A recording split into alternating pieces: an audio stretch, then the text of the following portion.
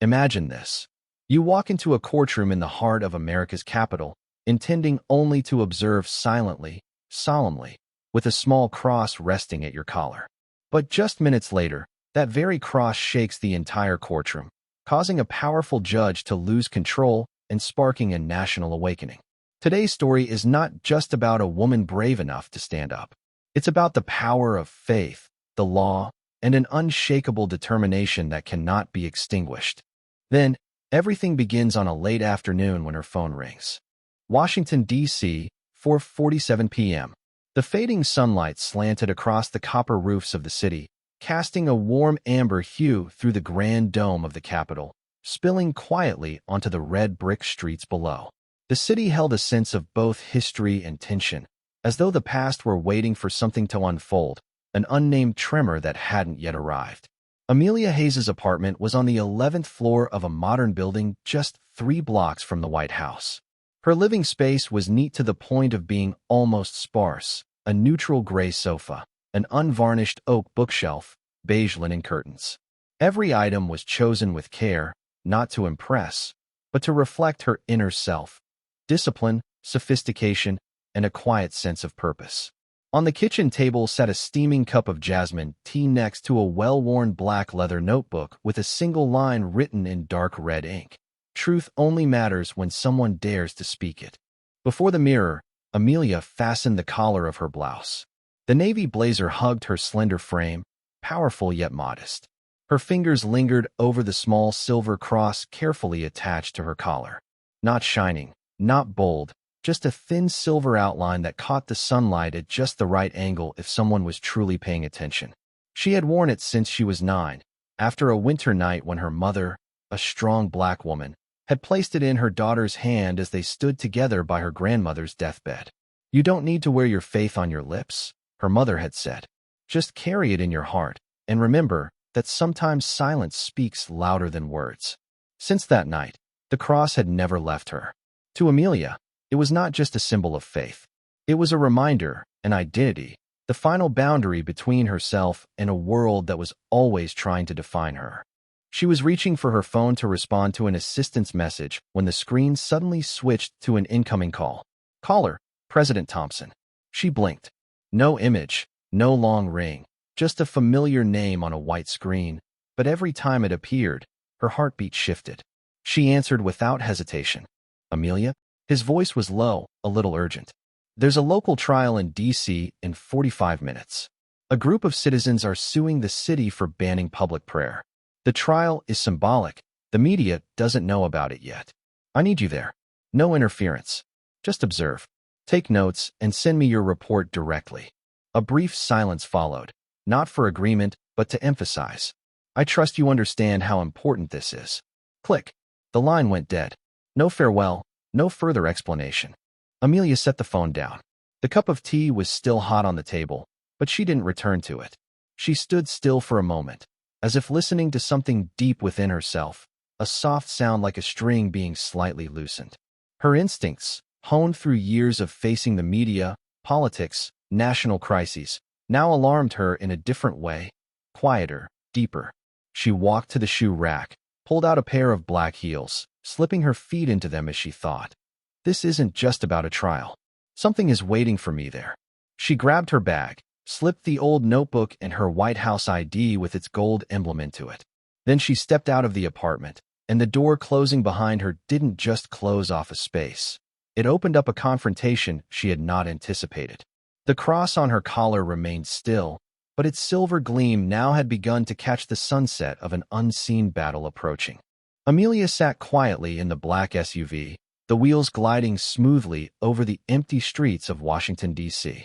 The car windows rolled down, allowing the cool air of the late afternoon to slip inside.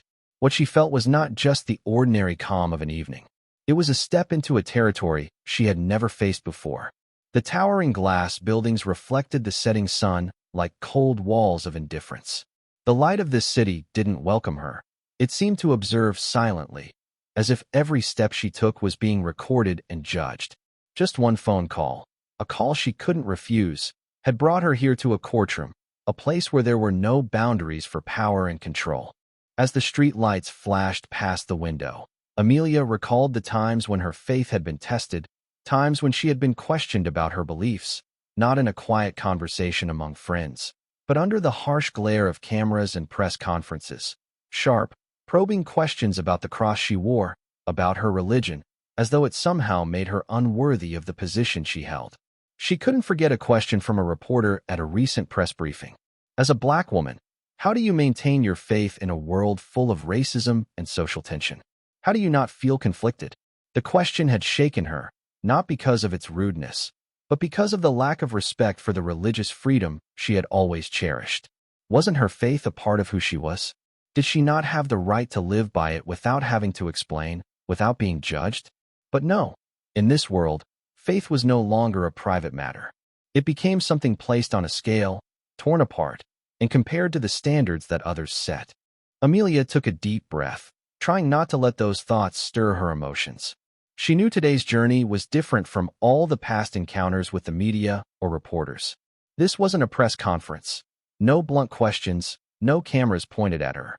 This was a different battlefield, a place where there was no recognition, no applause, no sympathy. This was where she would face power, a cold, unyielding system. This trial wasn't just about a group of people praying in public. It wasn't just about laws or religious freedoms. It was a battle she had to join, but not with loud words or public protest. This battle would be fought in silence. It was a fight for the right to exist, to express faith without surveillance, without shame. Amelia felt as though she was walking into a confined space where every breath was heavy, and every step could pull her into the clash of power and control. She couldn't help but think of the people who had been judged for their beliefs, those who had paid the price for daring to stand up and show what they believed in. People she knew would stand behind her even though they couldn't speak. The car turned onto the street where the courthouse stood, and everything around her seemed to pause. The towering buildings loomed like walls, separating her from those who might understand this struggle. She sighed once more, her hand resting on the small, silent cross at her collar, not to draw strength, but as a reminder to herself. This wasn't the first challenge she had faced, and no matter how this battle unfolded, she was ready to face it. This isn't just a courtroom, she thought, her eyes fixed on the building. This is where I stand up, not just for myself, but for all those who are forced to remain silent. The silent tension, like a powerful wave, pushed her forward toward a battle that was not just about faith, but about human freedom. She didn't look back. She was ready. The large door of the courtroom creaked open, as if the very space was bearing the silent weight of tension. Amelia's footsteps echoed across the hard-tiled floor as she entered. The light from outside immediately bounced off the tall glass windows, with the heavy drapes failing to block the last rays of the setting sun. Everything was still, except for the occasional clacking of a secretary typing away at her keyboard. The courtroom wasn't particularly large, but it was devoid of any warmth. Heavy wooden chairs were arranged in rows, each one exuding an air of solemnity and rigidity. The smell of paper, ink, and old files filled the air, scenting the room with the weight of decisions made, judgments long awaited. But today, something was different in the air, a silence that seemed thick enough to cut, a tension that could almost be felt with each breath. Amelia stepped forward, but she made no attempt to draw attention to herself. All eyes were fixed ahead, where the cases were being tried. The eyes of those around her carried a coldness, like stones placed exactly where they belonged, unmovable, untouched by anything that could disrupt the order they had long since established. She chose a seat in the middle row, not too close, not too far. Sitting down carefully, Amelia placed her small bag beside her and opened her notebook. She began writing, the words flowing across the page like silent music. Each letter needed to be remembered, not because she feared forgetting, but because this moment was one she could never let remain in the shadows. The courtroom lights flickered over her, reflecting off the small silver cross at her collar, the cross she wore every day, quietly. But today, it was the only light in this cold room, a glimmer of light, as though it wanted to say something, to make anyone who looked at it pause and reflect. Just that tiny bit of light, yet enough to shift everything in this room. The silence in the courtroom suddenly grew heavier. The eyes were not exactly curious, but they couldn't seem to look away from the cross, its faint light catching their attention. Amelia could feel the change, even though no words were spoken. It was as if a collective sigh had echoed somewhere in the room, but not from anyone present. It was from the very air around her, from the stillness within each person here. Amelia didn't look at anyone, nor did she change her demeanor. She just kept writing, not in a hurry, with no sense of urgency. Each line she wrote was not merely about recording information, but about what she was feeling in each moment. That feeling made her wonder, what will I write today? A story of justice or a story of faith? She paused for a moment, her eyes drifting back to the small cross at her collar. It felt as though the cross was reminding her of the unseen things, the things that could only be felt with the heart. And in that moment, Amelia understood that today was not just a legal battle. It was a battle of values, of things she would never give up. The tension in the courtroom felt like a taut string waiting for a soft pluck. In Amelia, in her calm composure, was the finger poised to strike that string. When the sound of the string is played, will it shake the entire room, or will it be a quiet note unnoticed by all? That question awaited her answer in a room full of skeptical eyes and unspoken power. But Amelia was not afraid. She just continued writing and let what must come, come. A soft creak echoed through the large door of the courtroom like a silent warning, and all attention immediately shifted toward it. Every eye in the room was drawn to a figure that was all too familiar in the courtrooms of the city, Judge Michael Peterson. He entered the room with a slow, deliberate pace, each step heavy like wooden beams striking the tile floor. Under the bright lights, his black robe flowed down, radiating an air of both dignity and power. His hair, now thin and silvering, framed a face still sharp as a blade, a hardened exterior that made him seem nearly unbreakable. Peterson had been here for so long. His power had been built over decades, making his decisions untouchable beyond question. Every movement he made was calculated, careful, and you could feel the sternness in the air. He was the one who held order, the one who determined fates in this room, and no one could shake his place in the eyes of the public. As he stepped into the room, a dense silence fell over the courtroom. It was not merely the silence of respect. It was a stifling silence, as though every breath of the people present had to pass through the taut veil of power. Judge Peterson didn't need to say a word. Everyone was familiar with how he used his gaze to control the space. Each time he looked, it was as if an invisible force directed the actions of everyone around him. He scanned the room, his gaze moving swiftly from one person to the next, like a scanner, missing no one. The people sitting in the room lowered their heads, avoiding direct eye contact, none daring to make him uncomfortable. They were all too familiar with his strict and unyielding nature. But then his gaze stopped. Not because Amelia was a White House official, not because she held any significant role in the trial. His eyes fixed on the small silver cross that gleamed on her collar. It caught the light from the room, a subtle shimmer, quiet yet powerful. It was not a coincidence, not an accidental glance. It was an intentional gaze, one of judgment, one of rejection conveyed through nothing but his stare. The small silver cross, not just a piece of jewelry but a part of Amelia's essence, became the first target of scrutiny. It was something Peterson could not ignore. In the ordered space of this courtroom, where everything had its rule, its place, the presence of faith felt like a violation. Not because of chaos, not because of noise, but because of the faith itself, a symbol of belief he could not accept. Amelia could feel that gaze. His cold eyes cut through the air like a sharp knife aimed directly at her heart. 1 second, then 2 seconds passed, but it felt as if time had frozen. The air in the room thickened, filled with judgment, with unspoken thoughts that lingered in his eyes. She didn't lower her head, didn't shy away from that gaze. Amelia sat there, as calm as a stone wall, holding firm to her faith and her conviction. She knew that not all judgment is expressed in words. Sometimes, just a single glance is enough to reveal the truth of what is happening. And sometimes, the silence and a gaze are the most powerful things of all. Peterson's eyes didn't leave. They remained fixed on the cross, as if searching for a reason to deny its presence. And in that moment, Amelia understood that she was not only facing a judge. She was facing a system that had ignored faith in religious freedom time and time again. But she also understood one thing. Today, that system would face the truth. The courtroom was completely silent. Not a sound broke the oppressive stillness. Every eye in the room was focused on Amelia Hayes, particularly on the small silver cross she wore around her neck, a silent symbol of faith. But in this space, it had become the focal point of judgment. Judge Michael Peterson's cold gaze swept over the room once again. His silver hair and the sharp lines of his face radiated a terrifying power that no one dared to oppose. The lights in the room bounced off his black robe, reflecting an image of unchallengeable authority. He was a man long accustomed to maintaining order in this courtroom, and today he continued to assert that no one could stand above him, not even a woman bearing faith. As his eyes passed over Amelia, she felt a shift. It was not the typical look of a judge. This was a gaze filled with disdain, as if the cross on her neck was a disruption that needed to be eliminated. At that moment, Judge Peterson stood upright, his hands resting on the table, and he fixed Amelia with a gaze as sharp as a knife.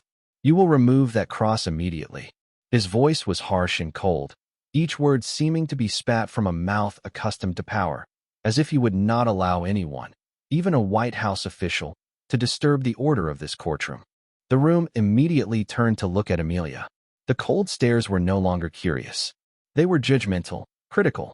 Each gaze was filled with suspicion, as if they were waiting to see what she would do, whether she would bow to the command of such a powerful judge. Amelia felt surrounded, not just by their eyes but by the heavy silence pressing down on her. It was like a slap to her face, a judgment she could not escape. She knew this was not going to be a fair fight. This was an offense that could not be forgiven. But she didn't lower her head. She didn't flinch, didn't change her expression. Amelia Hayes was a woman of justice, and today she would not let anyone shame her faith. She stood tall, the silver cross still resting on her collar, unyielding. She looked directly at Judge Peterson without hesitation, without fear. Everyone in the room was waiting for her response. She knew that even lowering her head would mean defeat. She couldn't let him win. Amelia spoke softly but with unwavering determination. "Your Honor, this cross is not an ornament. It is a symbol of the faith I've carried since I was a child. And according to the United States Constitution, I have the right to wear it, not just in this courtroom, but anywhere I choose." Her voice was not loud, nor did she seek attention, but each word she spoke carried a strength that everyone in the room could feel.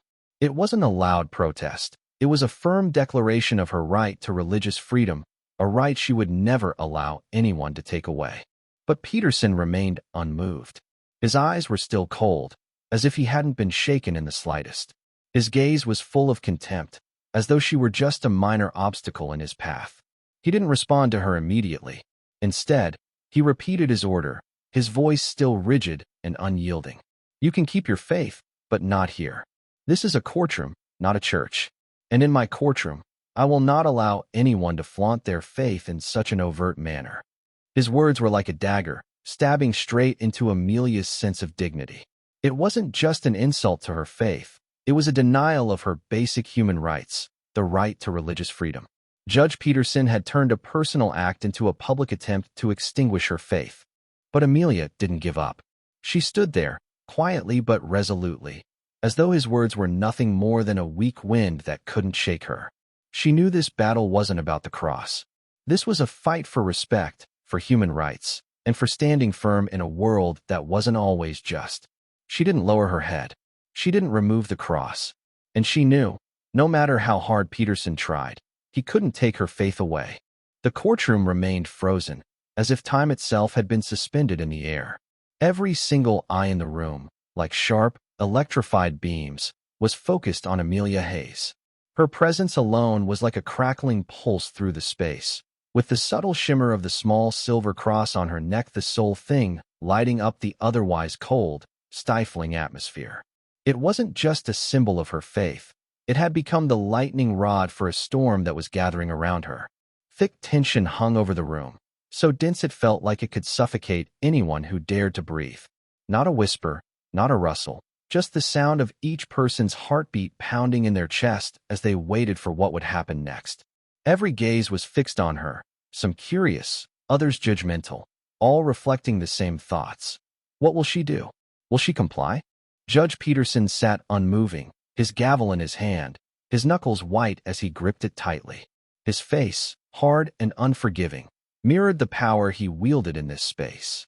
The air between him and Amelia felt like a battleground, each one holding firm in their beliefs.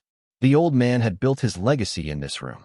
Decades of rulings had forged him into the embodiment of unwavering authority. No one dared challenge him, not in his courtroom, where the rules were his alone to dictate. But Amelia Hayes was not a woman who bent easily. The cross on her neck, the symbol of her faith, was not just jewelry. It was her heart, her identity. And now, it was a point of contention. The judge's gaze turned to it, and she could feel it. His disdain, his contempt, cutting through the stillness like a blade. His eyes, so cold and calculating, pierced through her, seeking submission, seeking weakness. The silver cross on her neck shimmered faintly, catching the light as if taunting him with its very presence. He wanted to break her, not because of anything she had done, but because of what that small piece of jewelry represented to him. To Peterson, it was a disruption, a challenge to the sterile, controlled order of his courtroom. He would not tolerate what he saw as an open flaunting of faith, a challenge to his authority. For a brief moment, Amelia could almost hear the beat of the judge's pulse, measured and precise, calculating the moment when she would break. He wanted her to submit, to take off the cross, to prove that even someone as powerful as she could be silenced by him. Then, without warning, a shift occurred. The room seemed to contract, drawing all the air out, and Amelia stood. There was no rush, no sudden outburst of emotion. She simply rose from her seat, her movements deliberate, fluid, and unyielding. The action was simple, but it carried the weight of centuries of defiance. There was no panic, no hesitation, just stillness, a quiet strength in the face of power. Her stance, solid and unwavering, did not falter. She didn't shout. She didn't argue. Her calm demeanor was her protest. The silence spoke louder than any words could have. Her gaze, unwavering and steady, locked with the judge's, her eyes not lowering, not faltering. Amelia stood like a pillar of steel in the face of the storm. She wasn't just standing up for the cross. She was standing up for the very principle that people should be allowed to live their truth freely, without fear of retribution. "Your Honor," she began, her voice soft yet filled with undeniable strength. "This cross is not a mere accessory. It is a part of me, and it is protected by the First Amendment of the United States Constitution." The words were simple, but they rang out in the room like a battle cry, a battle not fought with weapons or harsh words, but with the quiet force of truth. Her voice was calm, but each syllable was packed with the weight of generations of those who had fought for their right to believe, to practice, to be. It wasn't a plea. It wasn't an accusation. It was a declaration of her right to exist, to live according to her faith, no matter the opposition. The room held its breath, waiting for the judge's response. The silence was deafening, thick with the weight of what hung in the balance. What would Peterson do? Would he break, or would he escalate? The eyes of the room turned to the judge, but he did not move. His hand remained gripped around the gavel, his gaze sharp and unyielding. For a long moment, the world seemed to pause, every second stretching out like an eternity. Amelia did not flinch. Her heart beat steadily in her chest, her thoughts clear, her resolve unshaken. She had made her stand, and she would not back down. And then, with a sudden and jarring movement, Judge Peterson raised his gavel. The room seemed to collectively inhale, the silence growing heavier. He slammed the gavel down onto the table with a force that reverberated through the air. "You are fined $500 for contempt of court," he declared, his voice final, unrelenting. The words struck the room like a thunderclap, and for a moment, the world seemed to freeze. The oppressive silence that followed was suffocating. The air in the room was thick, like a fog, as people exchanged glances of disbelief. No one had expected this. No one had expected the power of a simple symbol, a small silver cross, to invoke such a reaction. A fine, a punishment not for any wrongdoing, but for holding to a principle, for holding to a belief. $500 for a cross. The severity of the punishment, the injustice, rang out louder than any words could express. The whispers spread like wildfire, quickly filling the room. How could this happen? How could a woman be fined for wearing a symbol of her faith? The situation was surreal, unprecedented in this courtroom. And yet, it was happening right before their eyes. But Amelia did not react. She did not flinch, did not show surprise. Her face remained calm, composed, unbroken. She knew that this was not about the fine. It was not about the money. It was about something far greater. It was about the right to exist freely, to practice one's faith without fear of being silenced. Amelia stood there, firm, unyielding, her gaze steady as the cross around her neck gleamed faintly in the harsh courtroom light. She felt the weight of the room's eyes on her, the eyes filled with disbelief, admiration, and perhaps judgment. But she didn't care. She had made her choice.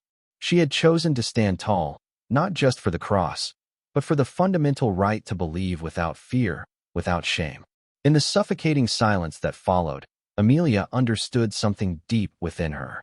This moment, this trial, this battle was about more than just her faith. It was about a system, a society that at times seemed to forget the very freedoms it was founded upon. And though the room was still heavy with tension, she knew that she had just made her stand. She had chosen to fight for something greater than herself. And no matter the outcome, she had already won, because sometimes silence speaks louder than any words. Judge Peterson's verdict still echoed through the room like the harsh crash of a gavel. But now, the atmosphere in the courtroom was changing.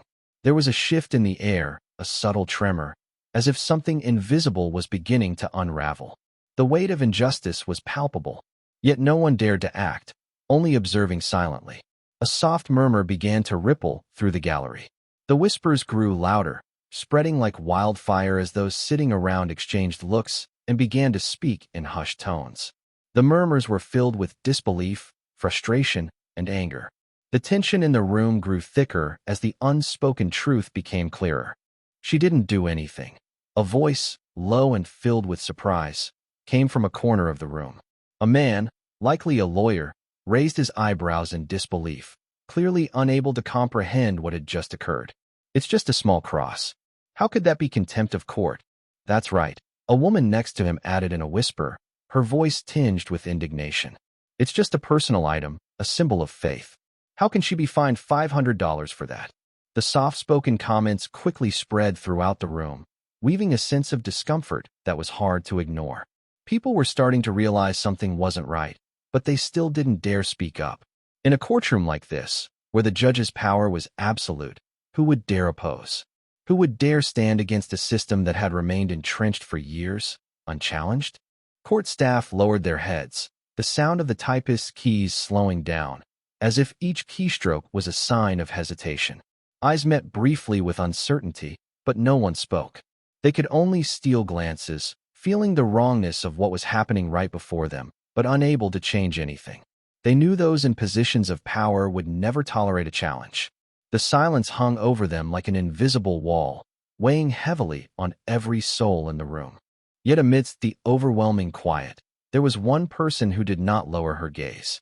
Amelia Hayes remained standing, unshaken, despite the force of the system bearing down on her. She knew she was standing in the face of a system filled with bias and injustice, but she would not bow to it. What was unfolding here could not be buried in silence. She would not let it be. Her eyes scanned the room, feeling the weight of the questioning gazes upon her. But Amelia did not flinch. She didn't look away. She simply spoke, her voice calm but unwavering. "Your Honor." Her voice rang out clearly, not too loud but just enough to command the attention of every person present. "We cannot remain silent in the face of injustice. The price I'm being made to pay is not $500. It's my faith, and I will not let anyone take that from me." Her words were not just a protest. They were a declaration, a resounding affirmation of her right to religious freedom, of her right to live with her faith without fear of punishment. In a courtroom where power was deemed absolute, her words cut through the suffocating silence like a lightning strike, shattering the oppressive quiet. The air shifted. The murmurs had died down, but the change in the room was undeniable. The eyes that once regarded Amelia with mere curiosity now carried a weight, a silent understanding that what was happening here was wrong. People who had remained quiet, who had watched without speaking, now realized the injustice that was unfolding right in front of them. They felt the uncomfortable truth in the pit of their stomachs, but none could speak it aloud. Amelia's gaze remained locked with Judge Peterson's, unwavering and resolute. She knew she wasn't just fighting for a small cross. She was fighting for every person whose faith had been silenced by the oppressive hand of power. This wasn't just about one woman's belief. It was about the right of every individual to stand firm in their truth. The courtroom held its breath. The murmurs had quieted, but the tension was still thick in the air. Everyone stood on the sidelines, unwilling to speak out, but they had all heard Amelia's words. They had witnessed her courage. One woman standing alone, refusing to be silent. They knew deep down that she was not just standing for herself, but for all those who had been oppressed, silenced, and trampled by a system that refused to listen. The eyes that had been focused solely on Amelia were now looking inward. They were questioning themselves, reflecting on what they had just witnessed and how they had done nothing. But Amelia, she had done everything. She had stood up, not just for the cross, but for the principle that everyone deserves to live their truth, their faith, without fear of being punished or judged. The air in the room was still thick with tension. But one thing was clear. Amelia had made a statement that could not be ignored. She had risked everything with her words, and she knew that the silence that followed was no longer a wall that separated her from the truth. It was the beginning of change. In the heavy stillness, Amelia felt something shift. This wasn't just a fight for one symbol of faith. It was a fight for everyone who had ever been told to remain quiet, to stay in their place. Amelia had taken a stand, and now the world was watching. The hearts of the onlookers began to ache. They knew deep down that the battle Amelia fought was not just hers. It was a battle for them all. The oppressive silence hung heavily in the courtroom, thick and suffocating. Amelia Hayes stood resolute, undeterred by the harsh words of Judge Peterson. She did not speak immediately, her gaze holding steady, unbroken, like a wall of stone against the rising storm. The people in the room could feel the shift. The tension that had once been the typical weight of a courtroom now seemed to have thickened, becoming almost unbearable. Like a battle of wits unfolding in the very heart of the court, Amelia didn't rush, nor did she appear flustered. Slowly, methodically, she reached into her small handbag, each movement deliberate and purposeful. She pulled out a piece of official identification, her White House ID. The emblem on the card, a shining American flag, the bold, precise words, United States of America, and the golden seal were unmistakable. This wasn't just a card. It was a shield, a symbol of power, of official authority, a direct link to the highest office in the land. She didn't say a word. Instead, she held the card aloft just for a moment, allowing it to catch the light. All eyes in the room shifted to her, but none more intently than those of Judge Peterson. He couldn't ignore her action. He couldn't ignore the significance behind it. It was not an act of defiance. It wasn't rebellion. It was a statement, a declaration of authority, a recognition of her rights that transcended the small confines of this courtroom. After raising the card, she slowly placed it down on the table in front of her. She didn't make a scene. She didn't need to. It was enough. It was clear. No one in this room could deny what she had just done. And then, in the midst of the suffocating silence, Amelia spoke. Her voice was calm, chilling in its composure. But her words hit with the force of a bullet, piercing through the tension in the room. "I am recording this entire proceeding," she said, each word measured and deliberate, filled with undeniable power. "Your actions, Your Honor, are unconstitutional." Her words echoed like a strike in the stillness, reverberating across the room with an authority that no one could ignore. It was not merely the truth she spoke, but the courage to expose it. Amelia didn't need to prove anything. Her words weren't just words. They were a strategic action. She wasn't merely a woman punished for her faith. She was a public servant, a representative of the government, and she had the right to stand firm against the abuses of power. Judge Peterson, who had long relied on silence and control to maintain his dominance, could feel the shift in the room. The eyes that had been fixed on Amelia now turned to him. They sought his confirmation. They wanted him to justify what had just happened. This wasn't just an ordinary confrontation. Amelia had turned this trial into a battleground for fairness, for religious freedom, and for the recognition of basic human rights. But Peterson didn't respond immediately. He remained seated, his grip tightening around the gavel. His eyes seemed to crack under the weight of her words. The entire room was frozen, as if everyone was holding their breath. They all knew they were witnessing a historic moment, but not simply because Amelia stood up to injustice. It was because she had used everything at her disposal to confront the power in the room. The silence stretched on, thick and suffocating. And yet, amid the pressure, Amelia maintained her calm. She understood that what she was doing was not about winning or losing in this courtroom. It was about sending a message that could not be erased. Sometimes the calmness of one woman is the most powerful weapon she possesses. And sometimes it is that very silence that has the power to change an entire system. The courtroom remained motionless. The only sound was the quiet tap of the typist's keys, slow and methodical. But even that couldn't lighten the oppressive air. Everyone in the room was submerged in the gravity of this moment. It felt as though there was no escape from the intensity of the situation. The tension was so thick it seemed to press on everyone's chest. Amelia stood there, not moving, not shifting. Her gaze was unwavering, fixed on the judge who had tried to break her. She knew that this battle wasn't about the cross or the fine. It was about something deeper, something more fundamental. She was standing up for the freedom to believe without fear of persecution. She was standing up for every person who had ever been told to remain silent, to stay in their place. And in that silence, she knew that in the end, it wasn't her words that would change the system. It was her calm, her unshakable refusal to back down, that would send ripples through this place. Because sometimes it is not the loudest voice that makes the difference. It is the quiet strength that refuses to be silenced. Everything in the courtroom shifted in an instant. Just moments before, the entire room had focused its gaze on Amelia, as if she were the one at fault, the one who had disrupted the order.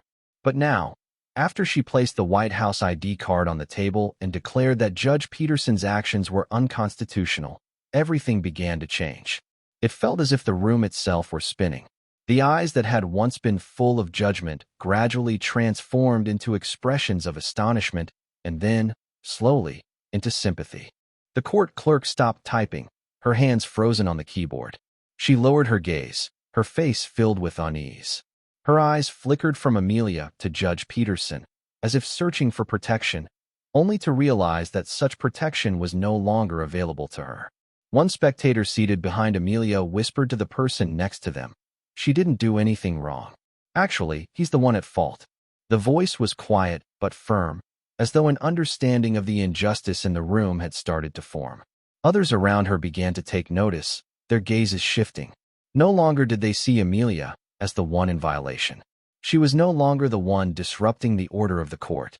Now they looked at her as a protector of freedom, as a warrior in a relentless battle to preserve the basic human rights they all were meant to have. The once cold, critical stares were replaced with silent acknowledgement. The system was being exposed, and they could feel it. This was no longer just about one woman's faith. It was about confronting an entire judicial system that could so easily trample on religious freedom and basic rights under the guise of maintaining order. Judge Peterson, after standing there in silence for a moment, could no longer hide the discomfort on his face. He glanced at the White House ID again, looked at Amelia, and then turned his eyes around the room, as if searching for a way to escape the situation he now found himself in. The power he had once commanded so confidently seemed to slip away, as if swept up by a great tidal wave. Perhaps for the first time in his career, he felt the loss of control. When he finally spoke, his voice was no longer strong. It was shaky, as though he were trying to defend himself from a shock too great to process. "Perhaps this is a misunderstanding," Peterson said, his lips dry, his voice faltering. "I will revoke the fine." He hesitated, unable to continue. Everyone in the room was watching him, not with fear, but with a growing awareness that he was trying to escape from the truth he had created. But Amelia would not let him off so easily. She didn't wait for him to admit his mistake. She didn't need him to say anything more. She had made her decision, and she wouldn't allow any reluctance to change her resolve. She didn't smile, didn't gloat, didn't revel in her so-called victory. Instead, her voice rang out, soft but firm, sending a deep conviction through the room. "No, Your Honor," Amelia responded, her eyes never leaving Peterson's. "I will pay. But it must be noted in the record, I was fined for wearing the cross." Each word she spoke was not just a request. It was a statement of her rights. This was not a discussion about money or a petty fine. This was about principle. This was about acknowledging a clear injustice.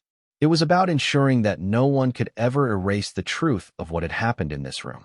The room fell silent again. The silence now was not of respect, but of understanding. They knew that Amelia was not just demanding justice for herself. She was demanding it for all those who had been unfairly treated, all those who had been oppressed because of their faith. This was no longer just a personal battle for Amelia. This was the fight of anyone who believed that their faith could not be diminished, could not be stripped away, could not be deemed a nuisance. In that moment, Judge Peterson stood before them, powerless. He had no words to refute her, no justification for his actions. The courtroom, once a place where his authority had been supreme, now seemed to diminish in significance. His power, once so respected, now seemed meaningless in the face of the truth Amelia had presented. The people in the room no longer looked at Amelia as the one at fault. They looked at her with admiration, with deep recognition. Everything in that room had shifted, and now all eyes turned to Judge Peterson, as if waiting to see what he would do next. Amelia had done more than stand up for her faith. She had sparked a shift, small but powerful, that would reverberate through the walls of the courtroom and perhaps even beyond them. She had spoken truth in a space where silence had once reigned, and the weight of her words had begun to break down the walls that had held it all in place. The battle for justice, for freedom, for faith. It was just beginning, and Amelia was at the heart of it. The room remained unervingly quiet, the ticking of the wall clock now the only sound, each second passing with the steady rhythm of a heart holding its breath, waiting for something to unfold. All eyes were still fixed on Amelia, and in that moment, the weight of what was happening seemed to suffocate the air. This was no longer a debate about a fine or a small cross. It had evolved into a relentless confrontation with the deep-rooted injustice that had plagued the system for far too long. After making her declaration, Amelia turned back to her small handbag, her fingers moving with deliberate grace.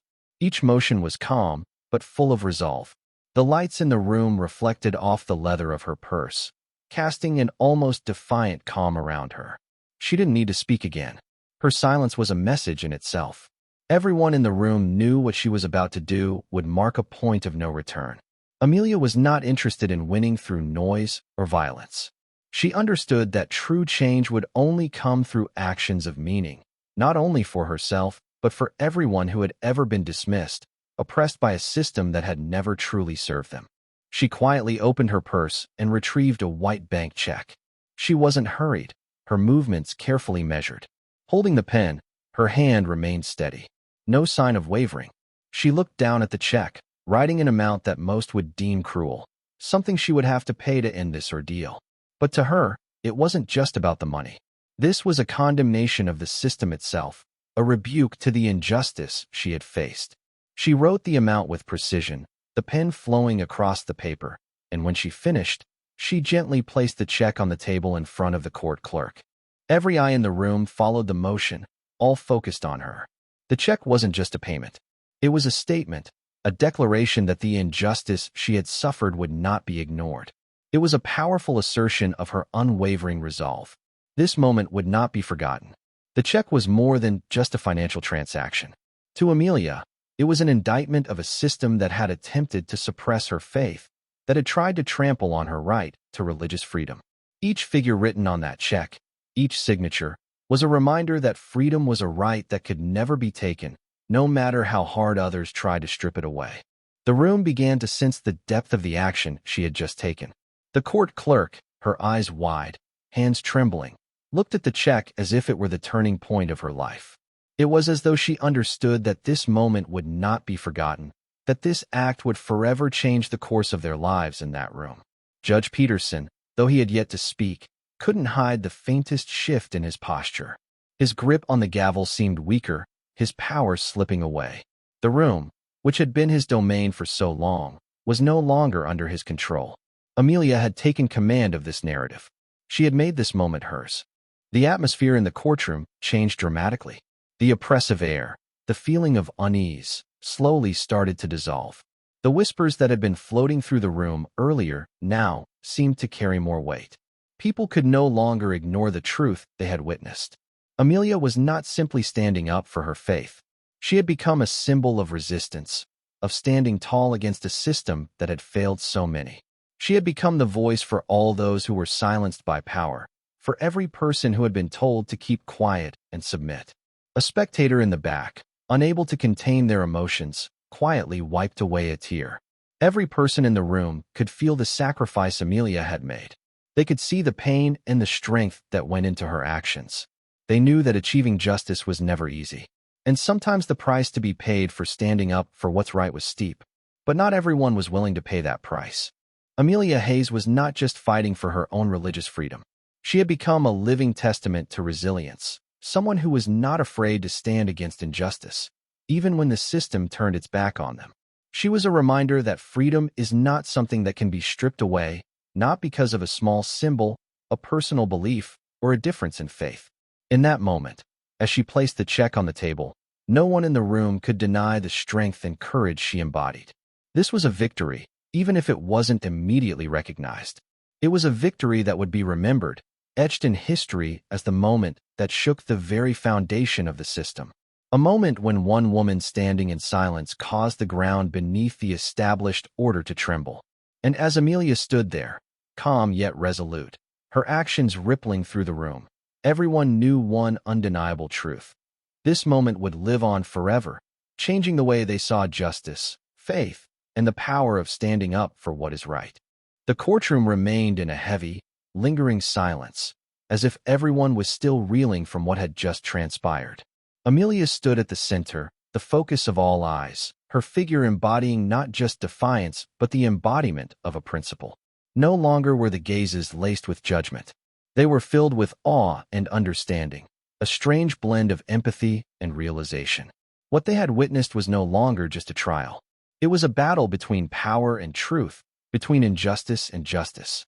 But in the stillness, a sudden sound broke the tension, an unmistakable click. It was so soft, yet so significant, the sound of a phone being hidden, trying to go unnoticed. But it was too late. The camera had captured it all. The moment Amelia stood her ground, her unwavering conviction, her declaration of the unconstitutionality of Judge Peterson's actions.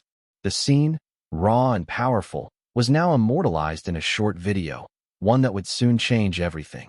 The person who recorded it had no idea how this simple act would spark a massive movement. No idea that this one video would light a fire so bright it could never be extinguished. Within minutes, the footage was uploaded to social media platforms, quickly spreading across Twitter, Facebook, Instagram, and TikTok. The video, no longer confined to the cold walls of the courtroom, was now in the hands of millions, and its impact was immediate. A hashtag began to surface, one that would soon dominate digital platforms, Crossing Court. The video, a simple clip, quickly became a rallying cry. It sparked emotions of fury, pride, and a newfound sense of justice. It was shared, discussed, and analyzed by people from every walk of life. From anonymous users to public figures, everyone had an opinion, and no one was silent. She stood up for her faith. She's a hero. A tweet shared the video with the Crossing Court hashtag, quickly gaining traction. I can't believe she was fined for a cross. This needs to be exposed. A Facebook post demanding justice for Amelia went viral, attracting thousands of shares and comments. The video became more than just a simple clip. It was a symbol of resistance, of power being misused. People began to understand that Amelia's actions were not just personal. She had become a beacon of defiance, a flame that would burn through the system's layers of inequality. Religious communities, civil rights groups, and even the most influential public figures began to speak out. Crossing Court was no longer just a hashtag. It had evolved into a full-fledged movement. Those who had been oppressed for their beliefs now found their voices. Past incidents, forgotten or hidden, began to resurface, drawing widespread attention. Even more unexpectedly, influencers and public figures began to weigh in. Prominent lawyers, social activists, and even politicians couldn't remain silent. They shared the video, calling on everyone to join the fight for religious freedom. Amelia Hayes made the entire system wake up, said a renowned lawyer during an online interview. This is not just about a cross. This is about every citizen's rights in a free society. Amelia did what all of us need to do. She stood up to defend the very basic rights we all have. Mainstream media outlets quickly picked up the story. Major news channels from CNN and Fox News to MSNBC ran special segments about the courtroom incident. And the ramifications didn't stop at the legal world. The conversation about Amelia's stand quickly spread into other spheres: social, cultural, and political. The spread of the video left Judge Peterson unable to maintain control.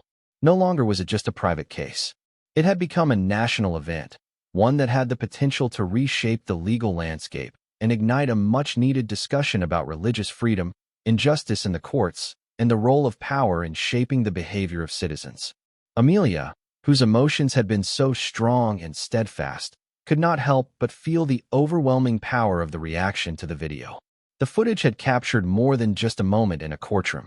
It had captured the story of millions of people fighting to protect their faith in a world that was not always fair. In that instant, her battle had become their battle. Her story became their story. And together, they were now all a part of something bigger than they had ever anticipated. Amelia Hayes had not just changed the course of her own life. She had ignited a movement, a revolution that would echo far beyond the walls of that courtroom. And the world was listening. Immediately following the spread of Amelia Hayes' video, the media wave began to explode, much like a tsunami sweeping away everything in its path. Major television networks like Fox News and CNN could no longer ignore the event. Every broadcast offered analyses of the incident, commenting on Amelia's courage and the impact of her actions. Meanwhile, The Atlantic published a long article describing her as someone who affirmed religious freedom and fought for justice without ever yielding. Comments flooded social media platforms. People from all walks of life, regardless of religion or nationality, began sharing Amelia's story as a symbol of resistance. But nothing was as shocking as the tweet from President Thompson. In a quick tweet that was soon to be shared by millions, he wrote, "Faith is not a crime." The tweet caused a stir, not only among politicians, but also among ordinary citizens. For those who had once felt cast aside because of their faith, suddenly there was empathy and recognition coming from the highest echelons of power. Millions felt represented, particularly those who had silently endured subtle discrimination, those who had lived in the shadows of unjust decisions and been overlooked simply for wearing a headscarf or a religious hat. Amelia's video wasn't just a personal protest. It had become a symbol for all those who had been forgotten in a society where their personal beliefs were not respected. A sense of solidarity began to form, a sense that a change, though small yet powerful, had begun. And like a wave, nothing could stop the stories flooding in. Soon after Amelia's story gained widespread attention, stories from all over began to pour in. Each story, though different, shared a common message: discrimination, injustice, and the urgent need to stand up to protect the right to religious freedom. A Muslim woman from California sent a long email to civil rights organizations, recounting a time she was asked to remove her headscarf when entering a courthouse. She remembered the feeling of helplessness when confronted by a police officer demanding she take off her scarf, even though it was an integral part of her faith. She had no choice but to comply, though her heart ached with shame. But now, after seeing Amelia's video, she felt as though her voice had found resonance with others. A Jewish boy from New York shared his story about being fined $150 for wearing a kippah in class. "I didn't do anything wrong," the boy wrote in a letter to activists. "But I was fined for expressing my faith." Just like the Muslim woman, he felt understood after witnessing Amelia's actions. Their stories were not isolated incidents. They were not individual battles against religious discrimination. They were pieces of a bigger puzzle, a larger story about a society where the freedom of religion should be protected for all, not just for one group of people. All of these stories found a common voice in Amelia. She wasn't just someone who stood up and said what they couldn't. She became the representative for all those who had never had the opportunity to speak out, those with faith, those with beliefs, but who had been criticized, fined, or punished simply for expressing that belief. People in society who had been ignored and not protected by the very system they had trusted. Amelia, no longer just a civil servant, a leader in the government, had become the symbol of a real fight for religious freedom, for a fairer society where every individual's faith could not be infringed upon, no matter how much power someone held. Amelia Hayes' actions had sparked a serious investigation. The court system, once thought to be the pillar of justice and fairness, was now faced with critical questions. The wave of community response led to an internal investigation, during which individuals who had worked in Judge Peterson's courtroom began to speak out. The court clerk, who had witnessed and documented cases for years, provided a shocking testimony. She told investigators that Judge Peterson had repeatedly made decisions that seemed arbitrary and discriminatory.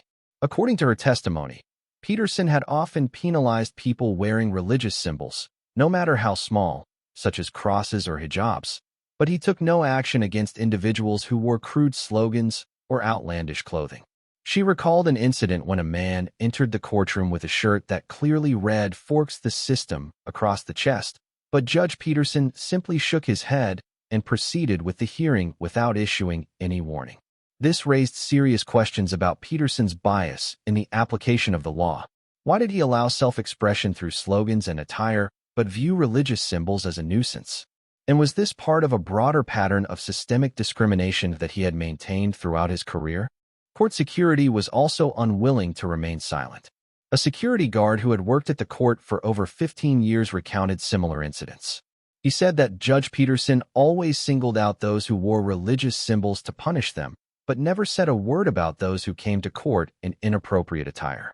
He also mentioned witnessing a case where a woman was asked to leave the courtroom for wearing a shirt with "Jesus is King" printed on it, while a man wearing bizarre clothing was never questioned.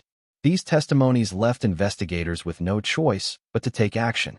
They illuminated an uncomfortable truth that many in the courtroom had chosen to ignore. Judge Peterson had abused his power to target people with religious beliefs while turning a blind eye to inappropriate conduct and clothing in the courtroom. With testimonies piling up, Judge Peterson's case quickly became the focal point of the investigation.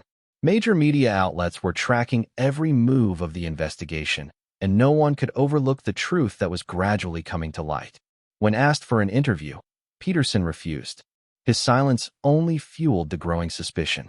The investigation expanded to include interviews with those who had been penalized by Peterson. These individuals recounted ongoing discrimination simply for expressing their religious beliefs. Peterson's scheduled speaking engagements at legal conferences were canceled, directly impacting his reputation. Colleagues and legal professionals began to discuss the lack of transparency in his decisions, and no one seemed willing to stand by him any longer. Ultimately, under immense public pressure, Peterson was forced to take a leave of absence to face the investigation. The career of Judge Peterson, once admired and respected, now stood on the brink of collapse. Amidst this turmoil, a new event would change the course of everything. Amelia received an email from the National Judicial Council, a highly authoritative organization within the U.S. legal system. This invitation was not just personal recognition, but a signal of the system's acknowledgement of her contribution to the fight for justice and religious freedom. In the email, the National Judicial Council invited her to chair the newly formed Judicial Reform Committee, a body established to address and reform issues within the legal system, particularly those related to religious freedom and discrimination in the courtroom. This was a major opportunity for Amelia, not only to help those like herself, but to enact real, long-lasting changes in the court system. Amelia stared at the screen, a wave of excitement rising within her. She had never imagined that her actions would lead to such an opportunity. But now she knew her battle had never truly ended. By accepting this invitation, she could make real changes and continue to protect the values she had always believed in. This was not just a career opportunity. It was the chance to do what needed to be done, to continue fighting for those who didn't have a voice, and to ensure that incidents of discrimination like this would never happen again. Amelia sat back, her hand firmly holding the phone, her fingers swiping through the invitation. A strong feeling surged within her, as though she had found the path she needed to walk. This path was not just for her. It was for everyone who had been overlooked throughout history. The day Amelia Hayes stood at the White House to deliver her speech was not just an ordinary day. It was a historic moment, a pivotal milestone not only in her career but in the history of America. She stood there before thousands, the light of the afternoon streaming through the windows of the conference room, with a small silver cross around her neck gleaming quietly, a reminder of the journey she had undertaken. Justice does not mean silencing others for their beliefs. Amelia Hayes's voice rang out. calm yet resolute, and the entire room seemed to pause, hanging on every word. These were not just empty words. They were a declaration of a massive shift, one that would ripple through not only the legal system, but the minds of all those who had been oppressed for their faith. She continued, "We cannot let differences in belief become an excuse for oppression and exclusion.